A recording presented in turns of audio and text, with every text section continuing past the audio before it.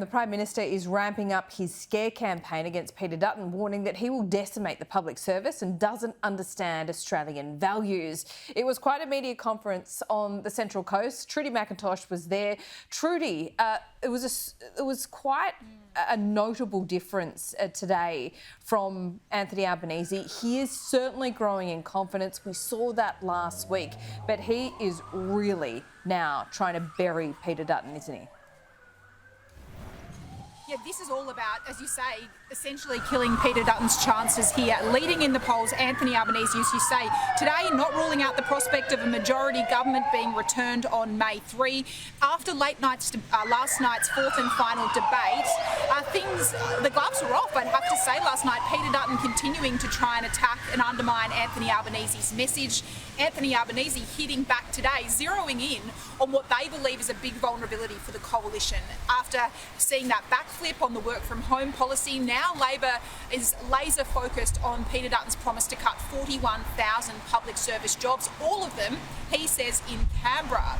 We're standing here in the seat of Robertson. It's a bellwether seat. That means every party who's won the seat is the party that wins government since 1982. Anthony Albanese hoping that trend holds this time around. He was attending and meeting with frontline workers for a domestic violence funding announcement, $20 million that's subsequently been matched by the coalition as well. But on the job cuts, this was Anthony Albanese ramping up the scare campaign.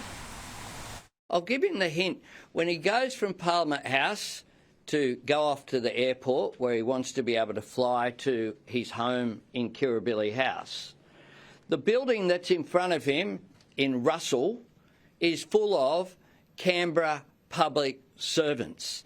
The buildings to the left, not breaking secrets here, ASIO. I'm not sure where he thinks Operation Sovereign Borders runs from, but it doesn't run from Gosford. A few things to follow up from last night's debate. The Prime Minister was pressed on why he hadn't had interactions with Donald Trump, the US President. He said last night he appeared to suggest, well, Mr Trump didn't have a phone. Well, that changed as an explanation today. Anthony Albanese is saying, well, he just doesn't have the number, and that's protocol that he didn't have Joe Biden's personal mobile phone number either. In the rapid fire round at the end, this was also a big issue in the US election campaign, the price of eggs. Well, Peter Dutton appeared to undercook the price, but Anthony Albanese careful in hitting back on this morning, knowing full well that he too could fall on the wrong end of these sort of questions in the future. About $4.20.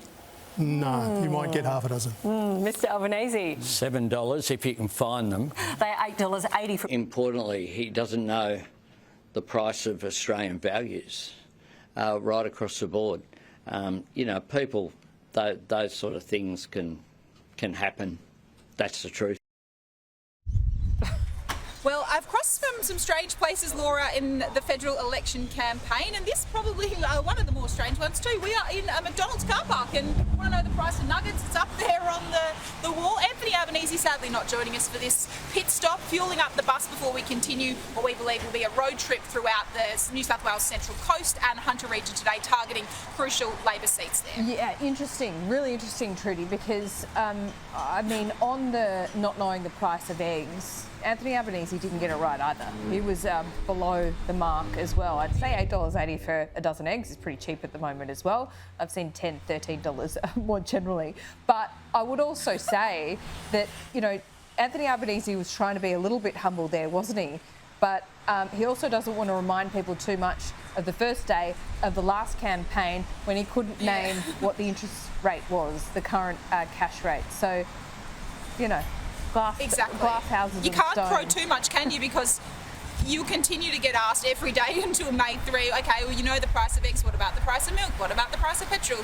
Once you go down this path, if you start saying you know the prices and your opponent doesn't, it can turn into a quiz. And I think he's very reluctant to return to what was a pretty bad first day of the last election campaign. Yeah, I think so as well. Just one final question for you, Trudy, as well, because I had a bit of a tete-a-tete with David Littleproud in the last hour, a friendly one, I might say, about the Fourth Estate, media not actually holding Anthony Albanese to account on a lot of the things that he's saying. Now, he is saying there is a big scare campaign being run by Labor at the moment on a number of fronts. I would say that he is getting away with some of it.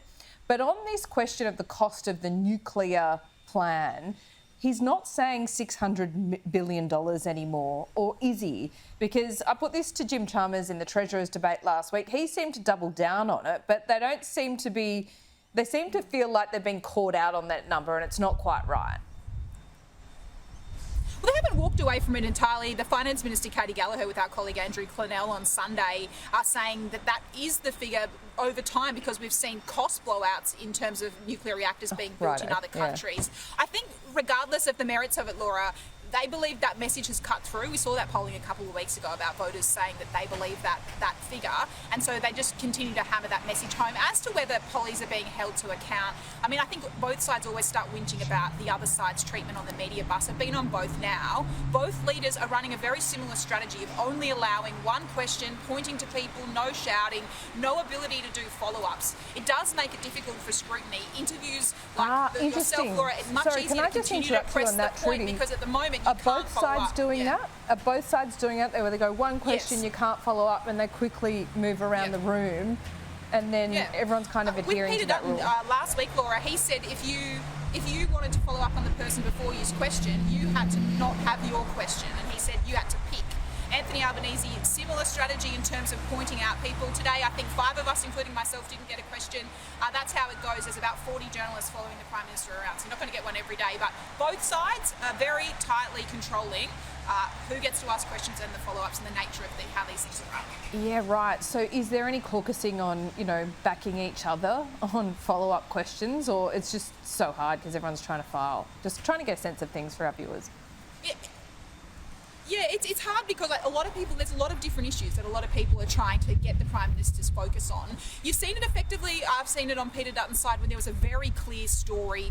The work from home backflip is a big example there, that became a big press pack and it became unruly. But obviously the Dutton camp doesn't like the look of things getting a bit raucous like that. I think Anthony Albanese has successfully, in terms of his perspective, been able to manage the press pack. They were very unhappy in 2022 with how unruly things had got it in terms of the shouting and the chasing from journalists.